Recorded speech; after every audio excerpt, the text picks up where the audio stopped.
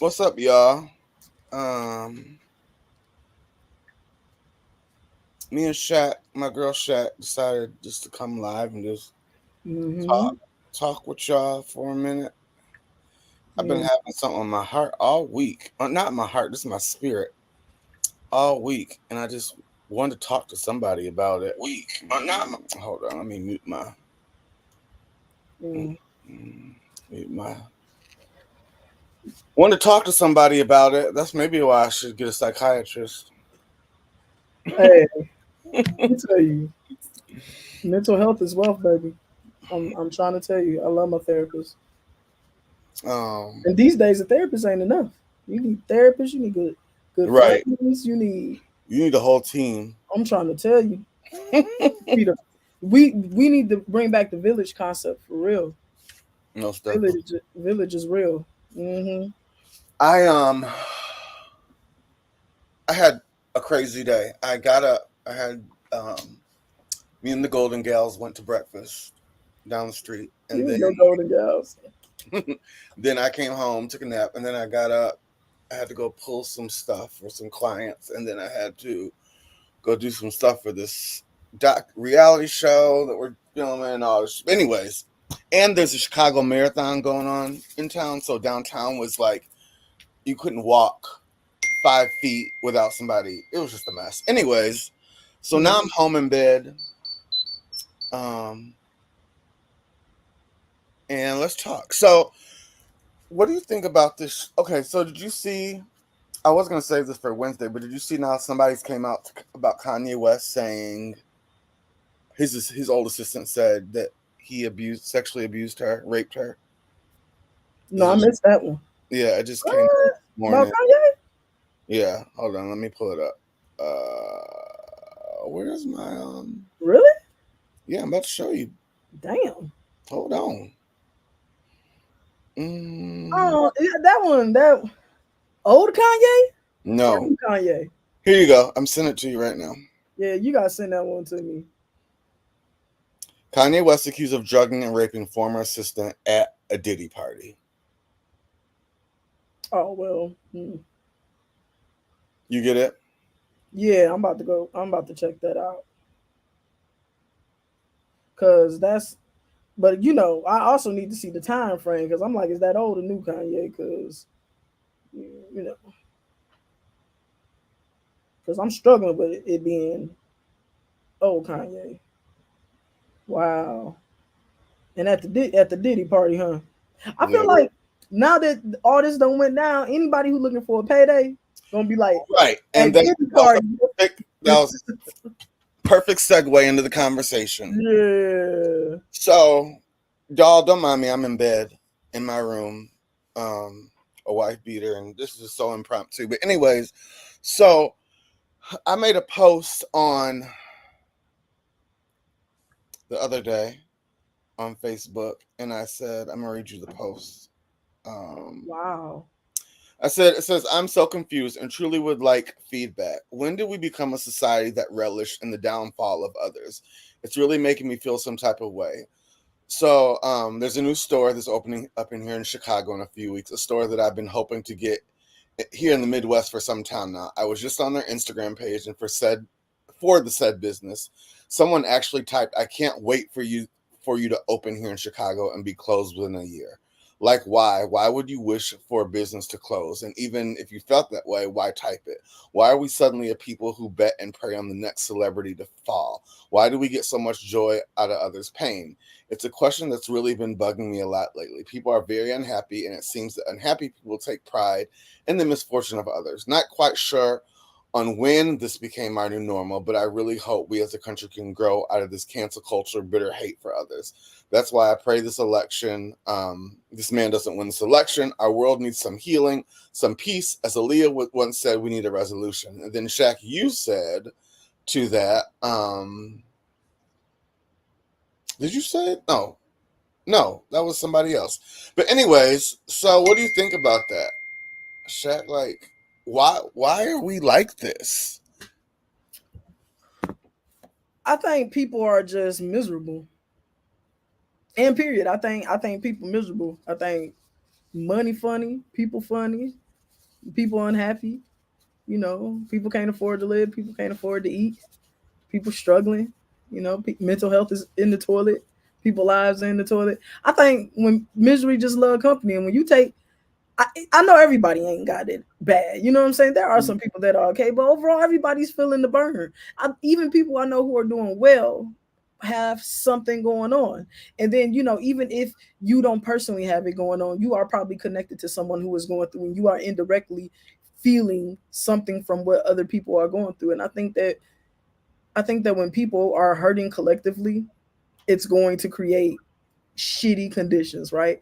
And you are going to be in a situation where people are hateful.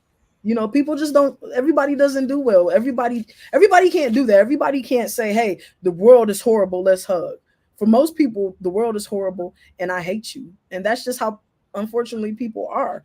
I wish people were different. I wish that people went more into village. I wish people were more communal. But that isn't the culture. But you know what? I can't speak for what it's like in other countries. I think that it's not the American culture. I don't know what it's like in other places, but it's not American. Um, but it wasn't always like this. It seems like it's gotten really bad, like within the last 2 or 3 years. Like somebody says something, then people run with it, and then We are in the age of misinformation. The age of misinformation creates chaos. That is what misinformation does. When you take away fact-based information, when you start dealing in a world full of all these lies and all these what's the word I'm looking for, conspiracy theories, and and all these all these gotcha moments, and all this, see, this is what's really happening, yeah, and exactly. gates and all of that. When you start taking away factual information, when rumors become fact, when we can just get on TV and just talk about anything, and we don't have to check ourselves, when we don't have to when we don't have to check things, when it is no longer the norm for people to go, that doesn't make sense. Why are you saying that? Explain that. That creates general chaos. That creates a feeling in the room, in the air of what's the word I'm looking for? It's like being discombobulated. It disrupts the rhythm.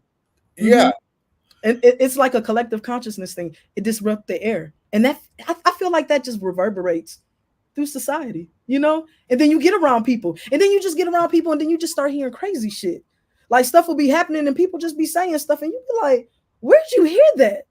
right. Like Well, my mom, I was talking to her on the phone today, and she said that she heard on TikTok. No, she mhm. said this to me like it was facts. She said, "Well, what do you think about TD Jakes and his wife getting a divorce?" I'm like, "Mom, where are you getting this from?" She said, "I saw it on TikTok." So like, I'm like, "Mom, you can't believe everything you see on TikTok. Why Mhm.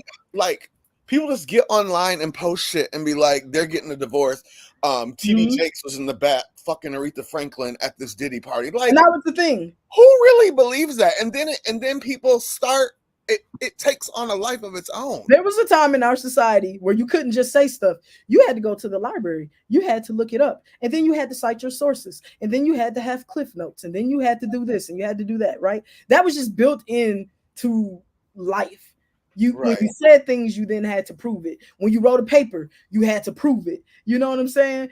right, When anything you did, you had to prove it. When you got on the news, you had to prove it. When you announced things, you had to prove it. There was a time when you couldn't announce things because you had to make sure that you had this source and that source and that source. There used to be a delay in things, right? There was a right. natural delay because people had Yes. to make sure that they were telling the truth, or that they were right, or they were this. There was a time when you presidential candidates they couldn't say things on TV because they had to make sure they were right. um Entertainers also, even entertainers, there was a time when entertainers couldn't just say anything because they would get in trouble, or they would say, oh, you knew you couldn't just talk, right? There was a time when something was created and then somebody had to say, well, this is where it came from. And now we're to the point where I don't even think Right. you have to do it in school.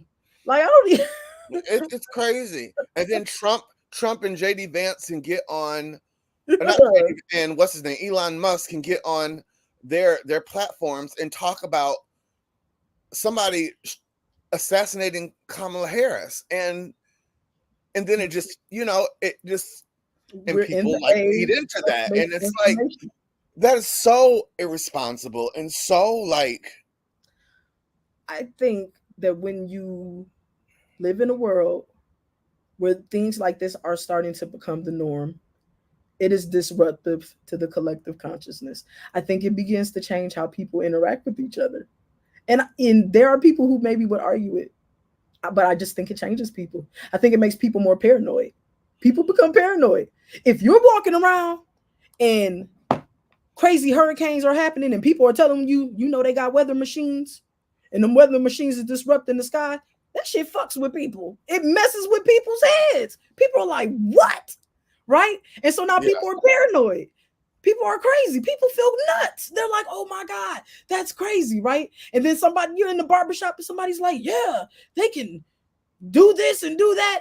And so now, it creates a sense of paranoia. And man, so now that reverberates through people. So people are on edge, right?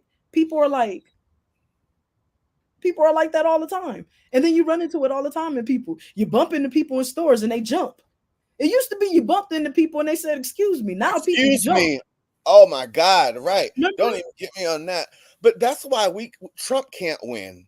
We just can't, because it's gonna just cause we are so divided and so polarized as a country right now. Yeah. 4 more years of him, I can't imagine what. Well, I mean, but also, you have to realize that he is still what a bulk of the American populace wants. And I think that the problem with us saying, well, we can't do Trump is we're forgetting to ask why these people want him so much, right? And at the end of the day, that is ultimately why we have Trump. Trump exists because there are people in this country who don't feel seen, who don't feel listened to, right? And Trump makes people feel seen. He does. Trump gets on TV and says what them people are saying. Trump, you say something crazy and Trump might get on TV and repeat it. People feel seen by Trump. They feel like he is listening to them and like he believes in what they believe and he wants to give them what they want. And people want to be seen. They want to be heard. And he speaks to a specific demographic and he's giving them what they want. And they are also a part of this country.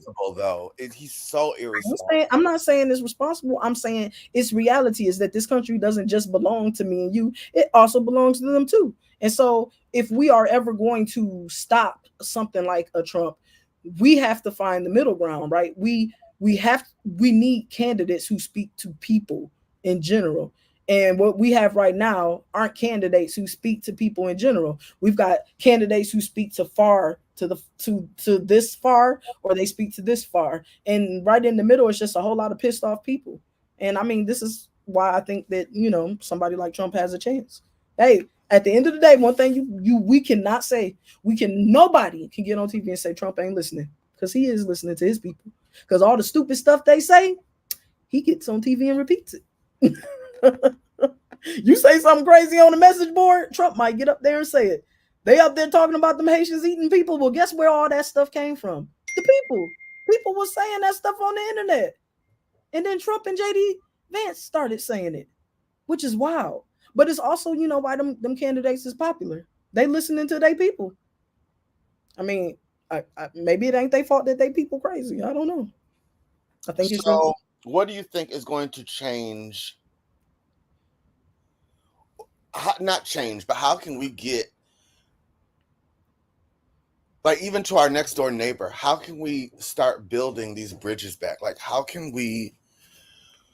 I'm really frustrated. Someone's knocking on my fucking door. Can you hold on? Yeah, take your time. I hate when people come over and announce. I'm calling the police. See what I mean about paranoia? Remember when people used to come over and you said, who is it? I'm not even paranoid. I just don't show up at my house unannounced. I know that's right, though. You sure they didn't text you? Just popping up at your house.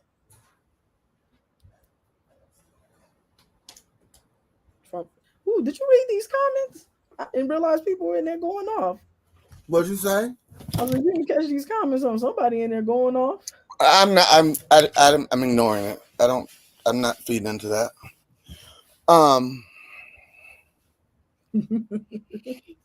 Hey, Natasha.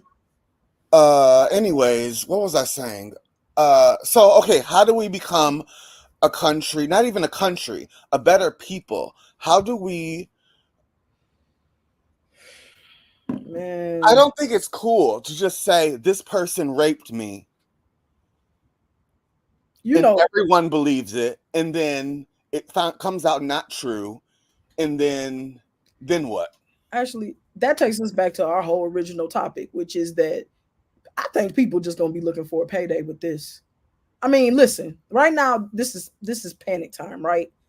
Like, I mean, when Diddy paid out to Cassie, that opened up the door that people can get paid here.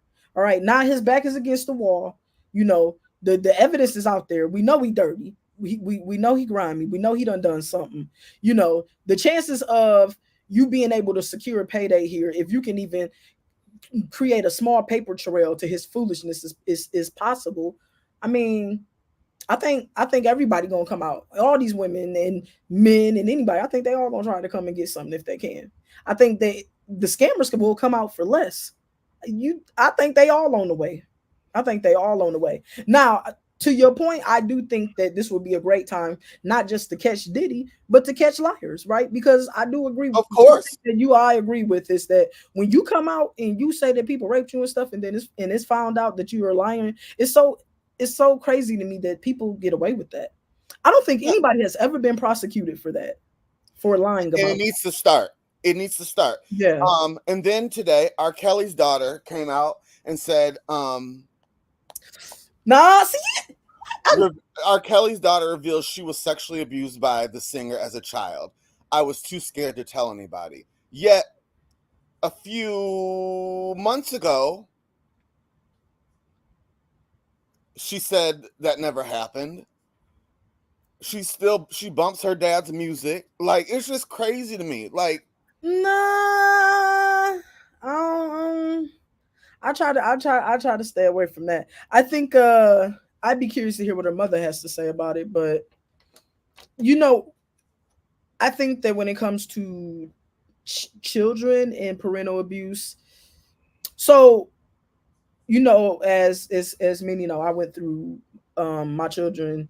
I have gone through the system through adoption and adopting children through the system. And so here's the thing: one of the things you learn when you adopt children through the foster care system is you go through classes, and when you go through these classes, you learn about traumatized children.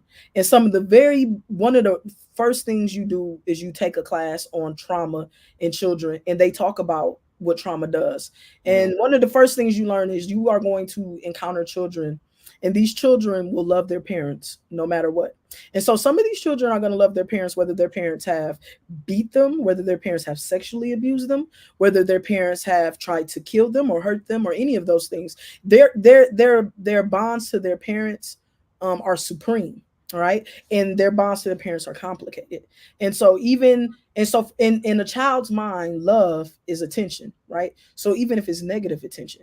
So when we talk about sexual abuse and what that can do to the mind of a child, it's complicated.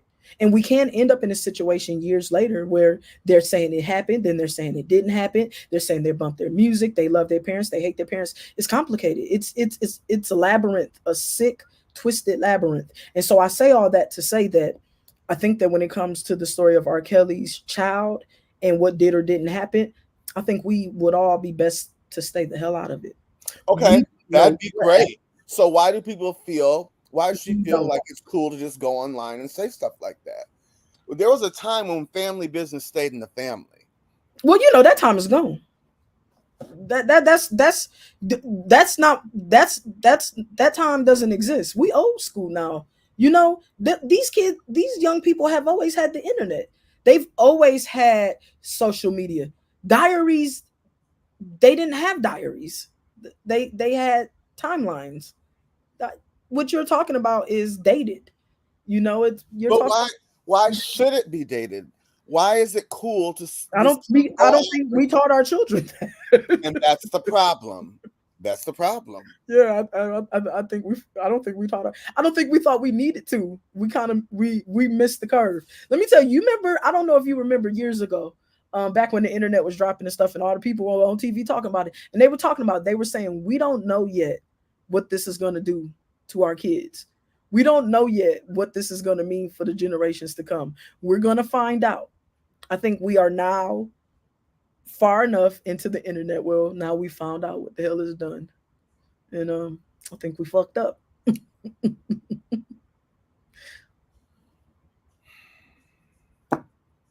I don't know who that was, by the way, in the comments, but he was hot. I think you should have left him there. See, that's the world we living in now, right? We gotta let people talk. Whether you I agree didn't with mean it or to, not. Ben. I pushed the wrong button. I'm trying to figure out how to oh God, you know me in technology, chat. Anyway, you know, Chat we, platform I don't think we're gonna miss him. But you Um, know what? That is representative though of the supporters. Oh man, I got a family member, a black male Trump supporter who's a family member.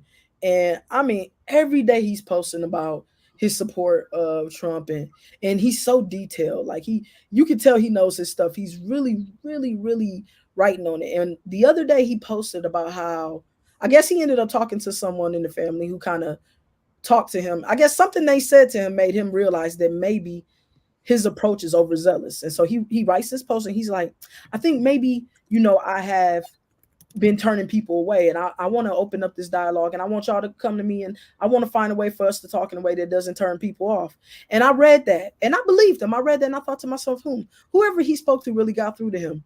And then my next thought was, and I'm still not going to engage because like, I don't know what it is about Trump supporters, man. I don't know what it is about they love of Trump, but I don't think you can really talk to them about it.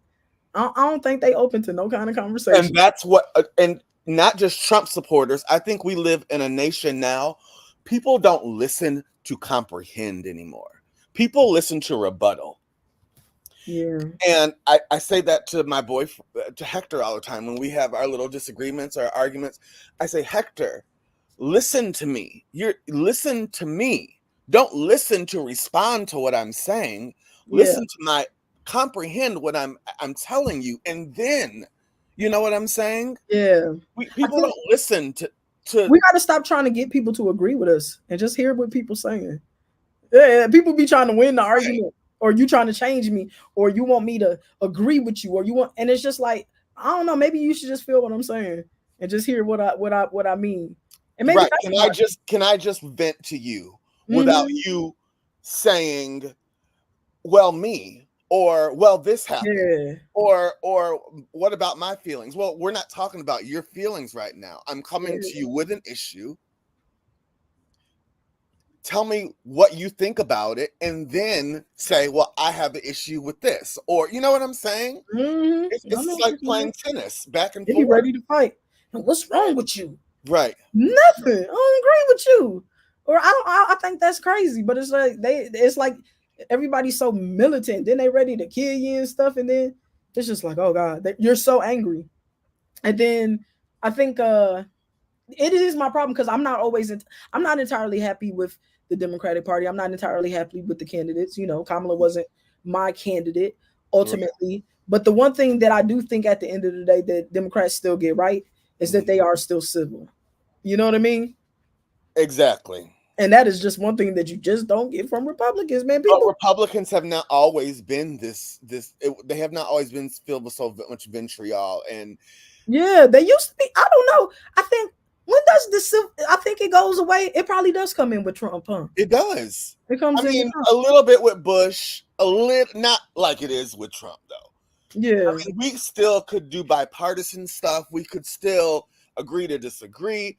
Bush wasn't talking about assassinating his rival. He wasn't talking about, taking people. He was at a rally in Wisconsin the other day, and he said, raise your hand if you're a Kamala supporter. And then he's like, maybe you shouldn't raise your hand. It'd be very dangerous for you. Yeah. That is voter intimidation, in my opinion. Yeah.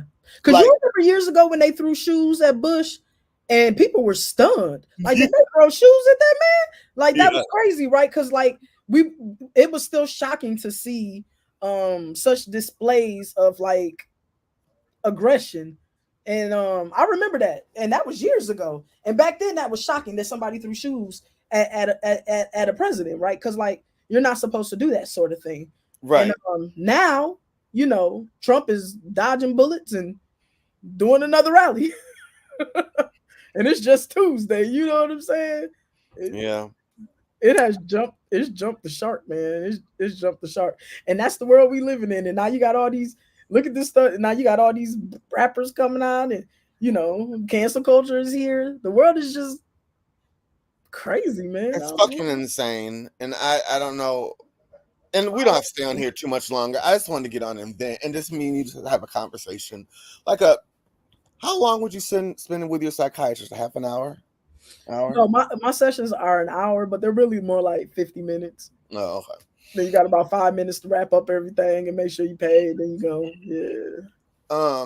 But yeah, like I said, we don't have to stay on long. But I just really wanted to get that off my chest. Like I'm just so exhausted. Yeah, I agree with Natasha. This is the stuff we're seeing with Trump is unnerving, and I think my problem with because let me tell you, not every Trump supporter is like stupid or uneducated. There are a lot of people who are really making a case for why they really like his policies. Mm-hmm. But I always struggle with taking them seriously because of exactly what Natasha said. The level of violence and vitriol we see with his candidacy. And I say to myself, how can you in any way, shape, or form try to sell me on his presidency when we see this level of craziness surrounding what he's doing? And the fact that he doesn't denounce it, like, you know, right? Civility. This is a first world country. We are not third world. We are not a dictatorship. You know, we're just not that type of country. We're not. We've grown past that. We are anything that was going to happen like that. That was the 1700s. That was the 1800s. Like we're just past that point. And so to see this level of crazy surrounding people running at the Capitol, all that stuff that happened at the Capitol, all this message it's just uncouth. And it's just like you see, and so when people try to sell me on Trump and being his supporter, and I'm just like, do you see what's happening on TV? You're okay with that? And I'm just like, no. But the problem is we can't allow this to be our new normal. We can't. Correct, Natasha, correct. Yeah. What you say? I can see a sign in someone's yard and not think anything of it. Yeah, think about it. Yeah. Yeah, you're right. You're right. Yeah. But also at the same time, Natasha, also I keep posing questions to you guys. When do we become a nation that we can't agree with someone? Like, I hate you because you think you like a different political side than I do. Now it's like actual people hate each other. It never was this. It never was. If I had a friend, you know, I grew up with a lot of conservatives. I went to school with a lot of conservatives. A lot of my friends were Bush supporters or whatever, Mitt Romney supporters. But that didn't mean we hated each other. Now it's like the line is drawn in the sand. If you like this person, I don't fuck with you. If you like this person, I don't fuck with you. Yeah, it's a problem. Yeah, it's a problem. It's a huge problem. I do think Trump ushered in a new age. You know, though, I think that if you talk to serious Republicans, it's very clear that there are two sectors of the Republican Party. There's the Republicans and then there's Trump Republicans, right? Yes. But what we don't live in is a world where many Republicans are willing to stand against Trump because it's so polarizing and it splits their party so much. And at the end of the day, Republicans are Republicans and they do care about keeping power. And I think that's just too bad because they ought to be fighting harder for their party because what's going on with Trump is radical. It's too radical. But I think it's huge that Liz and Dick Cheney came out and said they're going to, for the first time in their life, they're going to vote for Democrat. That's huge. Yeah. But see, I think I would have preferred if they just fought back and fought for their party. Because, like, you know. No, Shaq, we can't allow that. Get your party under control. We can't allow that. Yeah, but get your party under control. I'm listening. Okay, great. Let my candidate win. Fantastic. That doesn't fix the very real issue of radicalism existing in your party and running amok. Like, get your shit under control. You come over here, you're gonna vote for us and just let him keep doing what he doing. Like, y'all need to get control of this cat. You know what I'm saying? And they not doing that.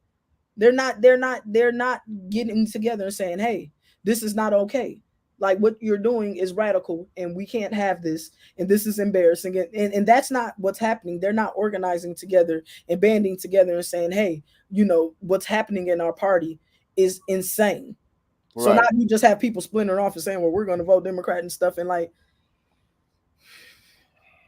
yeah, it doesn't really, I guess, I mean, hey, if it help us win, I guess cool, but I don't think it fixes the problem. It doesn't fix the issue.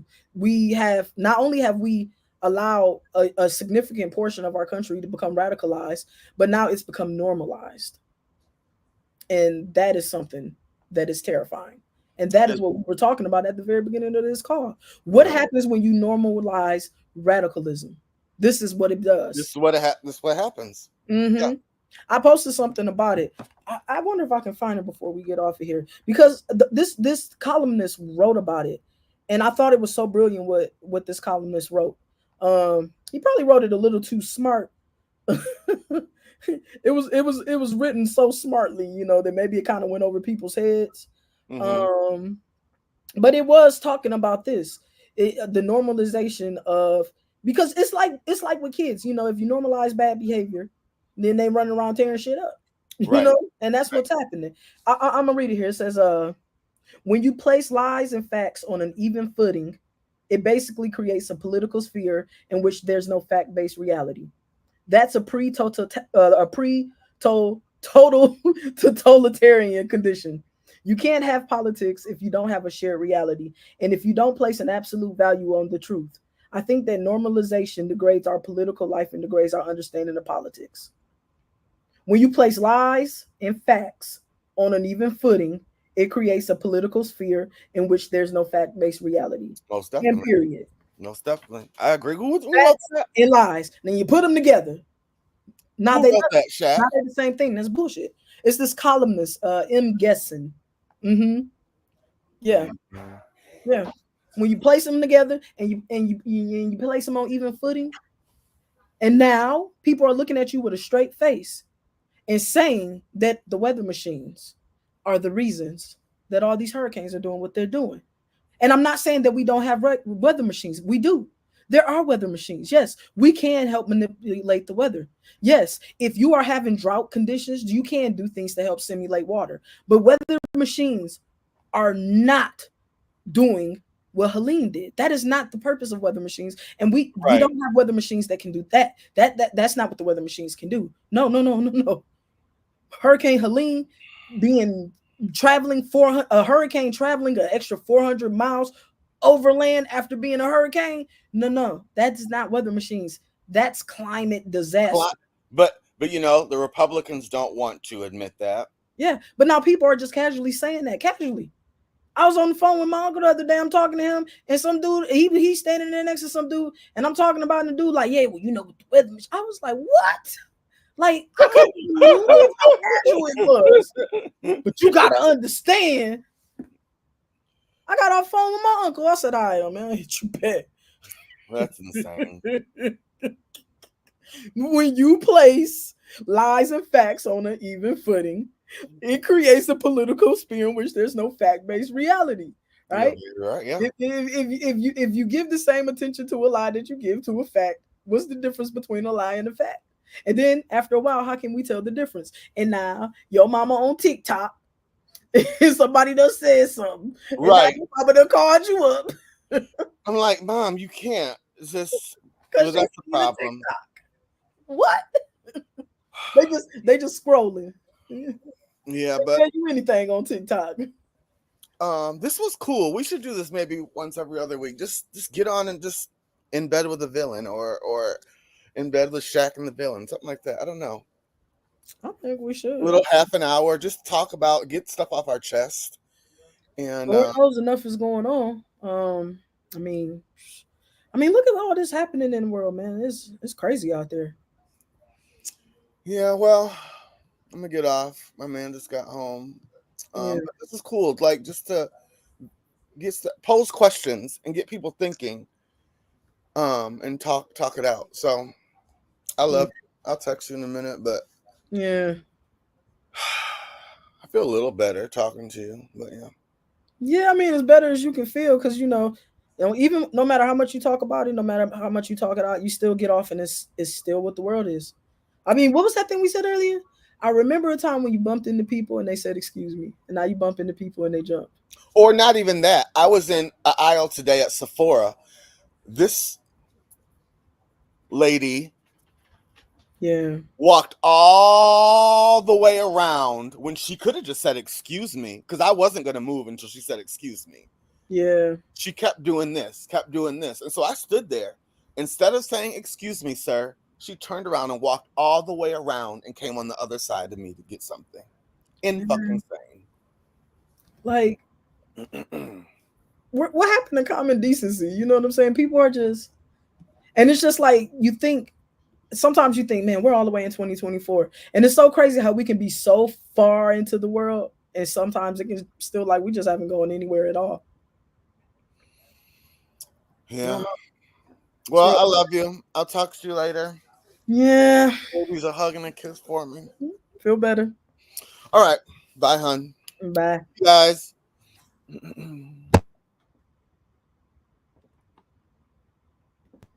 Yeah.